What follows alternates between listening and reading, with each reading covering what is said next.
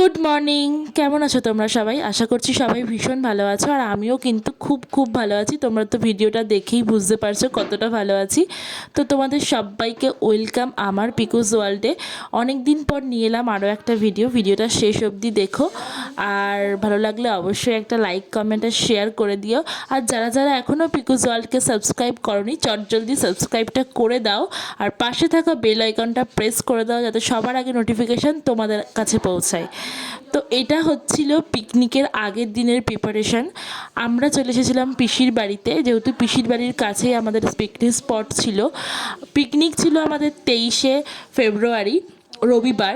আর আমরা চলে এসেছিলাম পিসির বাড়ি 22শে ফেব্রুয়ারি। তো আগের দিন ছোট দিদি, মানে আমার পিসির ছোটো মেয়ে, ও তৈরি করছিল দই বড়া, কারণ ছোট দিদি দই বড়াটা খুব সুন্দর বানায়, তাই ওর ওপর ডিপার্টমেন্ট ছিল দই বড়াটা তৈরি করা।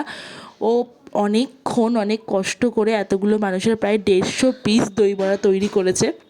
আগে কোনোদিন এতজনের করেনি, প্রথমবার করেছে। আর ওরা এদিকে দই বড়া তৈরি করছে, আর আমি এদিকে চলে এলাম চিরকুটগুলো দেখতে, যেহেতু কালকে গেম আছে অনেক। ওই গেমগুলোর প্রিপারেশান ওরা মানে সন্ধ্যে থেকেই নিয়েছে, তখন আমি ছিলাম না এখানে, আমার কিছু কাজ ছিল। তো তারপরে সব এসে আমি জিনিসগুলো দেখছিলাম আর তোমাদেরকেও দেখালাম। দেখো ওরা এক একটা জিনিসের চিরকুটের নাম লিখেছে, তার নিচে আবার একটা শ্লোক লিখে রেখে দিয়েছে।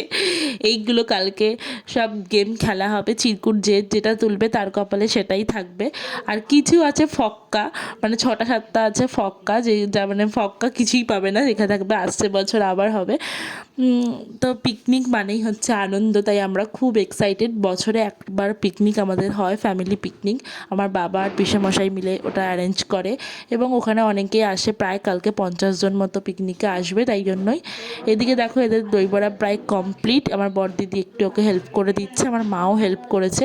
তো ওরা 3জনে মিলেই বেসিক্যালি বানিয়েছে, কিন্তু মেন যদি কাউকে ক্রেডিট দেওয়ার হয়ে থাকে সেটা হচ্ছে আমার ছোট দিদি, ও অনেক কষ্ট করে করেছে।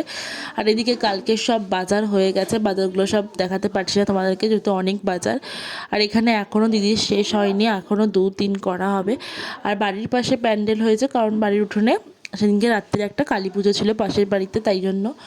তারপরে এখানে সকাল হয়ে গেছে, আর আমরা পৌঁছে গেছিলাম পিকনিক স্পটে পৌঁছে আজকে চমকের পর চমক আছে। তো সবাইকে বলছিলাম যে সবাই তাড়াতাড়ি চলে আসো আর তাড়াতাড়ি ব্রেকফাস্টটা কমপ্লিট করে নাও, কারণ প্রচুর গেম আছে, প্রচুর এনজয়মেন্ট আছে, সেলিব্রেশন আছে। কিসের সেলিব্রেশন সেটা তো তোমাদেরকে অবশ্যই জানাবো।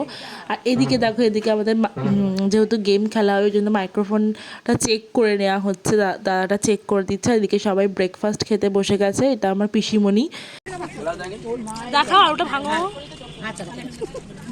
না, মুখে পড়ো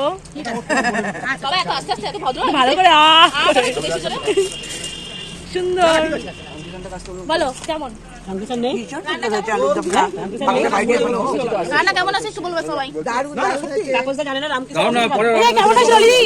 খুব সুন্দর হয়েছে আজকে আলুদমটা, ভীষণ সুন্দর হয়েছে, বড় বড় আলু। বাবা তাদের এইটা হয়ে আসে, অনেক কাজ আছে।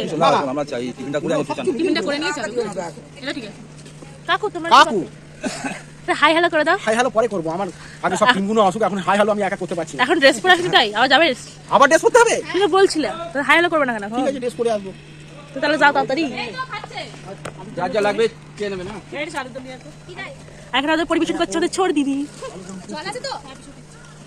এটা আমার বড় দিদি এখন কি করবে জানি না। বড় দিদি, ও বড় দিদি পরিবেশন করছে। মা এতগুলো লুচি খেয়ে না কিন্তু। লুচি দিয়েছিস তোর মাকে? হ্যাঁ কোথা দিয়েছিস? একটা দিয়েছিস? ওমা একদম দাও আমাকে। একে দুটো দিয়ে যা। আমাকে তো ধরো। ছেড়ে দে, ছেড়ে দে, ছেড়ে দে।